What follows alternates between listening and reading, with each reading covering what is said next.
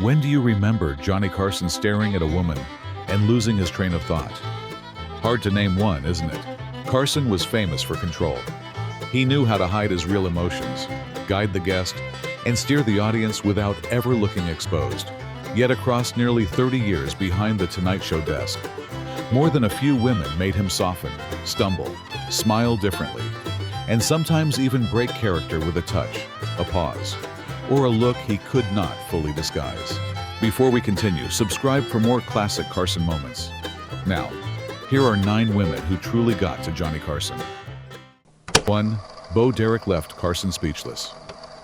Young lady, would you welcome, please, Bo Derek. Bo Derek was an expert at breaking the audience's expectations. Very well. On screen, she could be bold, radiant, and almost impossible to look away from.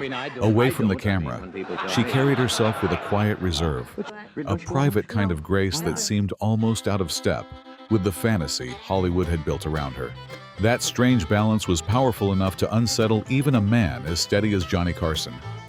It began on November 2nd, 1979, when Bo Derek took the guest chair with a soft, flowing elegance that Johnny could barely put into words. Watch this moment closely, because the honesty here belongs to a kind of television we rarely see anymore. For Carson, that admission was extraordinary. He had spent nearly 2 decades making nervous people feel at home. Movie stars, comedians, politicians, athletes, they all came to his desk and trusted him to steady the room. Yet with Bo Derek, the balance shifted. He was still the host, still composed, still in command of the show's rhythm.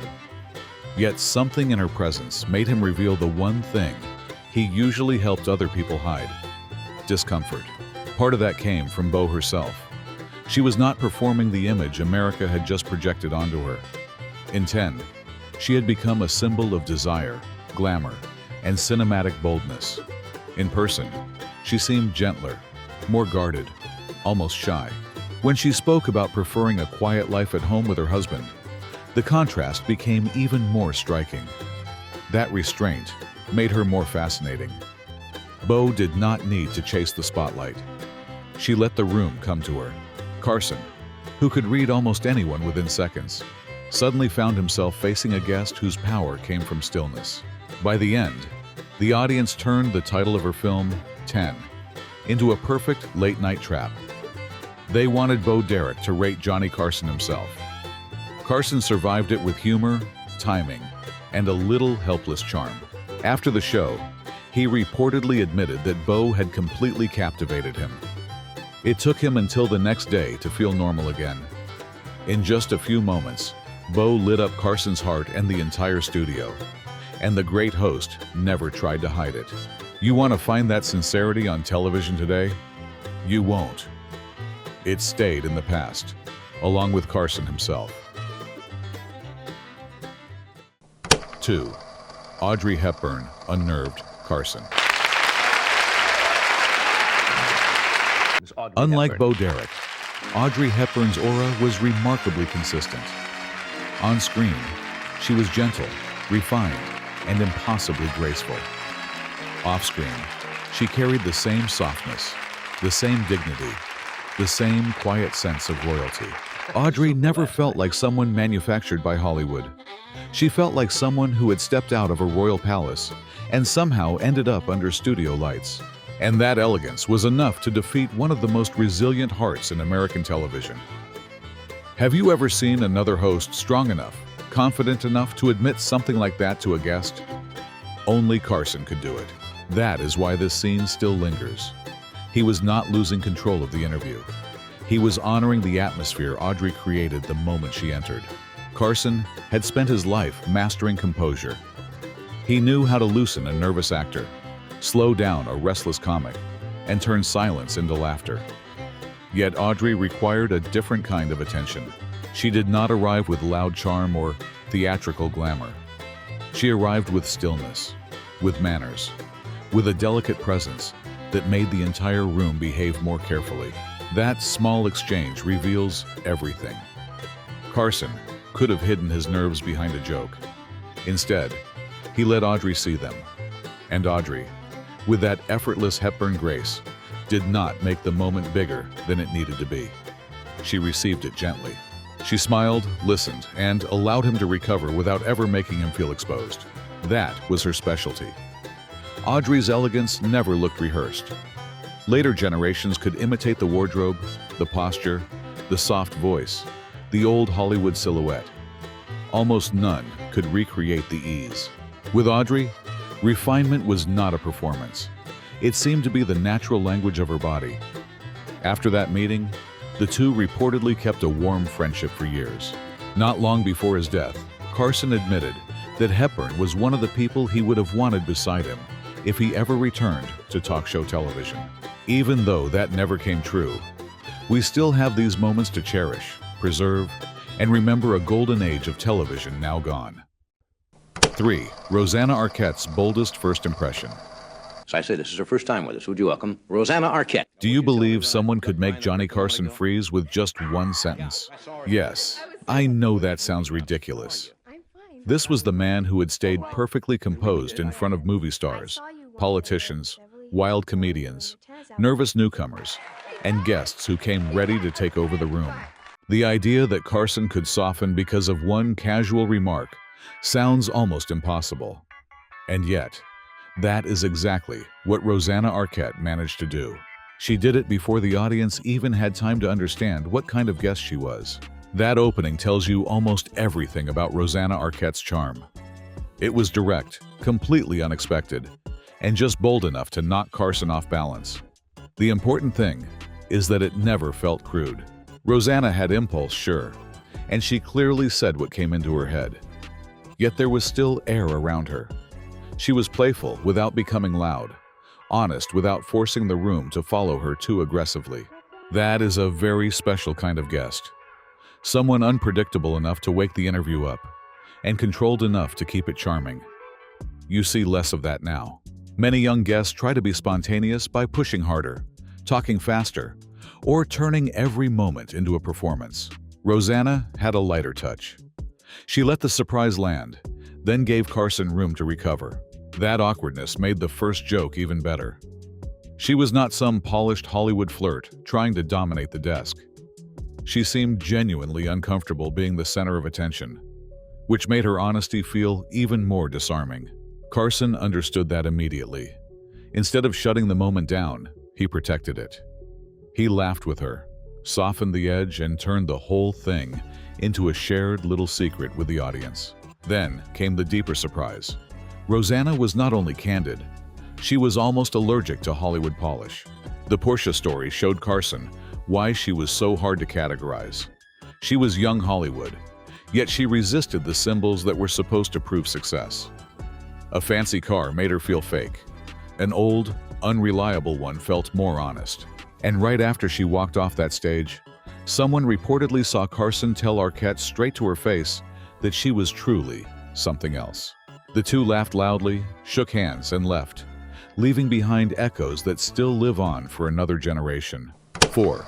Dolly Parton won Carson over. Would you welcome this? And this February and March, she's going to be touring in concert with Mac Davis. Would you welcome Dolly Parton? Dolly! Dolly Parton brought a different kind of magic to Johnny Carson's desk. Some guests arrived with glamour.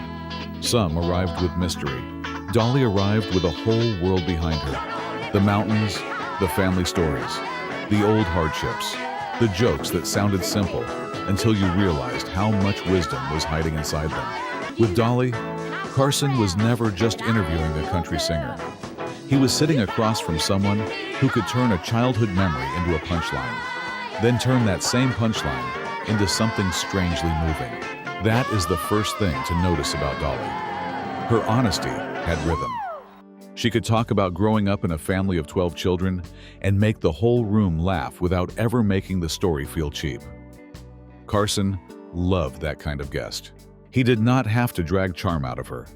He simply opened the door, and Dolly walked through with a smile, a story, and a little piece of mountain logic. That was her gift.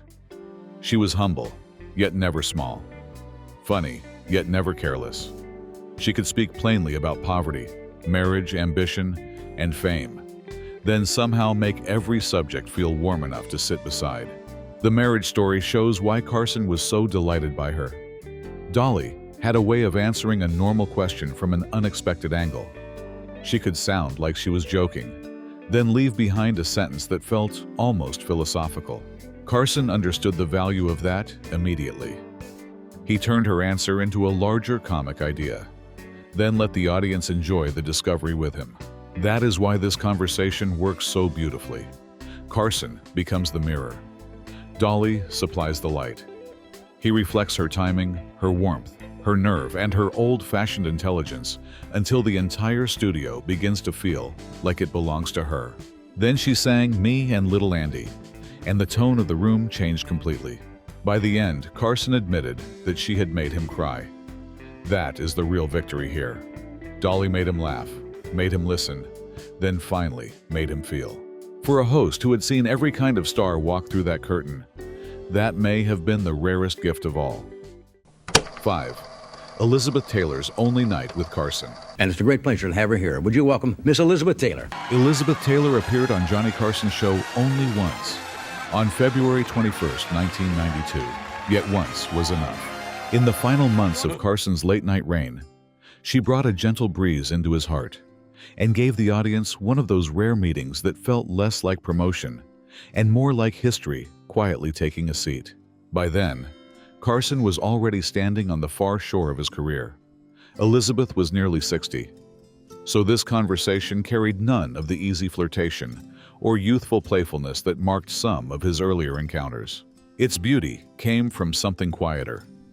Two veterans of American entertainment sitting across from each other, both knowing how much had already been survived. That opening matters.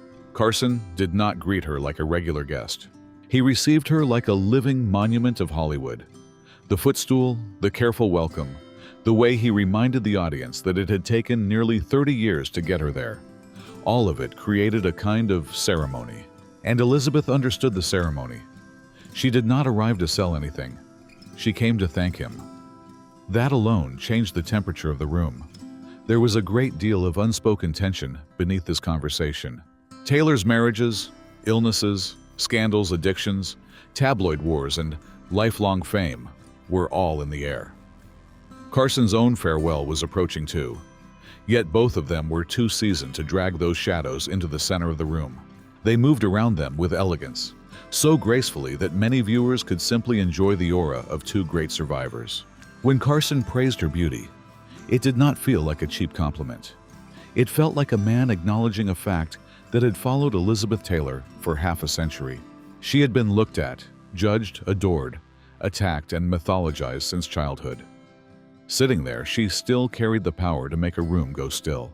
After the interview, Elizabeth was reportedly delighted to have found someone so fully on her wavelength. Sadly, age, distance, and crowded lives gave them no real chance to spend more time together. Carson died in 2005. Taylor followed in 2011, closing a chapter of memory for the viewers who had watched them since the middle of the century. 6. How Carson guided Olivia Newton-John. Just looking at the cover here, a very pretty young lady. Her name is Olivia Newton-John, and she recently won a Grammy for her night show. Would you welcome, please, Olivia Newton-John.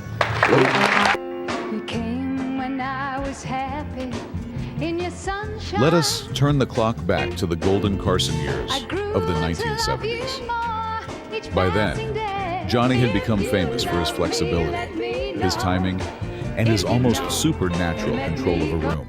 He could feel the mood of an audience before the audience understood itself. Olivia Newton-John was a difficult case in the most delicate way.